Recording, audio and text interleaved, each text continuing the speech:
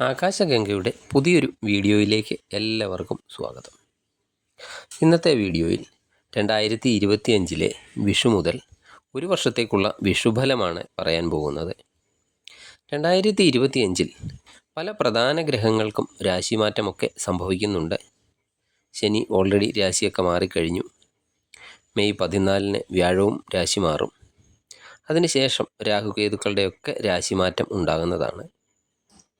ഈ ഗ്രഹങ്ങളെല്ലാം തന്നെ ഓരോ നക്ഷത്രക്കാരെയും വിവിധ തരത്തിലൊക്കെ സ്വാധീനിക്കുന്ന ഗ്രഹങ്ങളാണ്.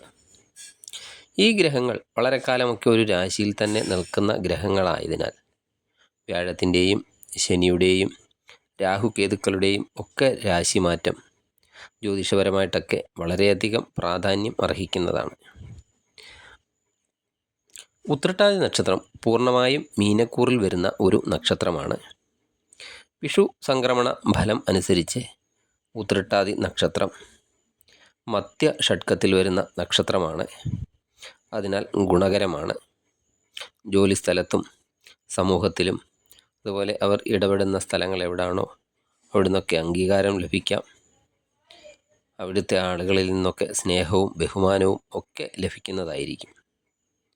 അതുപോലെ മത്സരങ്ങളിലോ എക്സാമിലോ ഒക്കെ പങ്കെടുക്കുന്നവരാണെങ്കിൽ സമ്മാനമോ പ്രശംസയോ ഒക്കെ ലഭിക്കുന്നതുമാണ്. അതുപോലെ വസ്ത്രം, ആഭരണം ഇവയുടെയൊക്കെ ലാഭവും ഉണ്ടാകുന്നതാണ്. ദേവത ശിവനാണ്. ശിവൻ ദേവത വന്നാൽ അല്പം മനസ്സുഖക്കുറവൊക്കെ ഉണ്ടാകുന്നതാണ്. അതിനാൽ ഇനി വരുന്ന ഒരു വർഷക്കാലം, അതായത് ഈ വിഷു മുതൽ അടുത്ത വിഷു വരെ ശിവഭജനം നടത്തണം.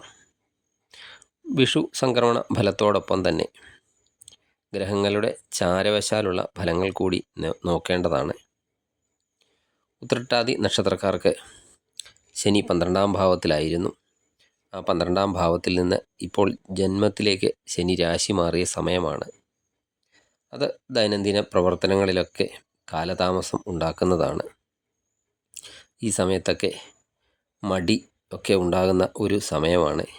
അതുപോലെ നിരാശയൊക്കെ ഉണ്ടാകുന്ന ഒരു സമയമാണ്.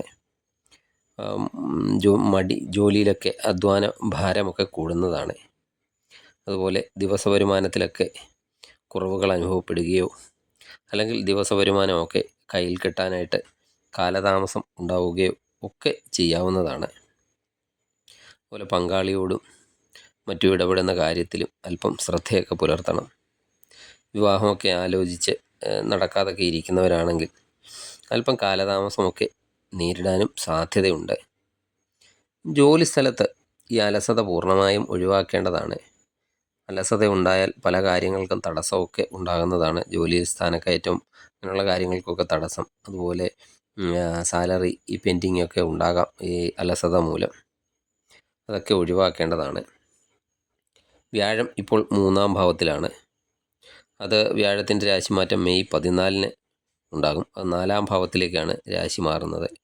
3-ാം ഭാവവും 4-ാം ഭാവവും വ്യാഴത്തിനെ സംബന്ധിച്ചിടത്തോളം ചാരവശാലുള്ള മാറ്റം അത്രയൊരു ഗുണകരമല്ല.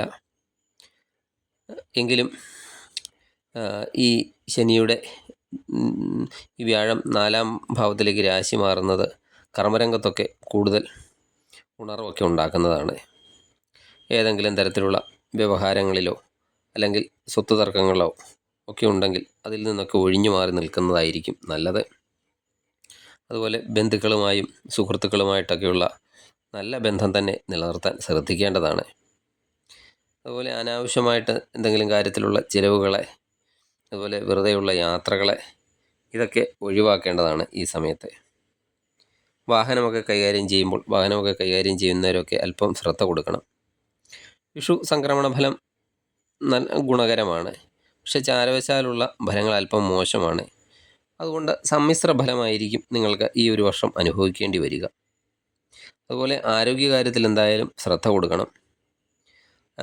ചിട്ടയായ വ്യായാമം, അതുപോലെ എന്തെങ്കിലും മരുന്നൊക്കെ കഴിക്കുന്നവരാണെങ്കിൽ അത് മുടക്കരുത്. നിങ്ങൾക്ക് കൂടുതൽ ഗുണഫലങ്ങളൊക്കെ ലഭിക്കുന്നതിന് വേണ്ടി ശാസ്താ ക്ഷേത്ര ദർശനം ശനിയാഴ്ച തോറും നടത്തുക. ശനീശ്വരന് എള്ളുതിരി, നീരാഞ്ജനം എന്നീ വഴിപാടുകളൊക്കെ നടത്തുക. അതുപോലെ വ്യാഴാഴ്ച തോറും മഹാവിഷ്ണു ക്ഷേത്ര ദർശനം നടത്തുക. ദിവസവും വിഷ്ണു സഹസ്രനാമം ജപിക്കുക. അതുപോലെ ശിവക്ഷേത്ര ദർശനം ശനിയാഴ്ചയോ തിങ്കളാഴ്ചയോ ഒക്കെ നടത്തി ശിവനെ ധാര, പിൻവിളക്ക്, കൂവളമാല എന്നീ വഴിപാടുകളൊക്കെ ചെയ്യുന്നത് ഗുണകരമാണ്. നിങ്ങൾക്ക് ഈ വീഡിയോ ഇഷ്ടമായാൽ ലൈക്ക് ചെയ്യുക. സബ്സ്ക്രൈബ് ചെയ്യാതെ വീഡിയോ കാണുന്നവരാണെങ്കിൽ ദയവായി സബ്സ്ക്രൈബ് ചെയ്ത് കാണുക. മറ്റൊരു വീഡിയോയിലൂടെ വീണ്ടും കാണാം. നന്ദി, നമസ്കാരം.